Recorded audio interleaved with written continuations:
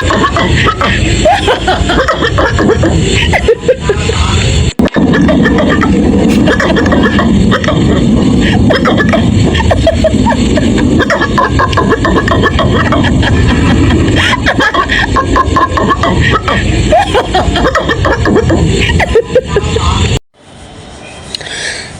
ডগিস ভাই, কি খবর তোর?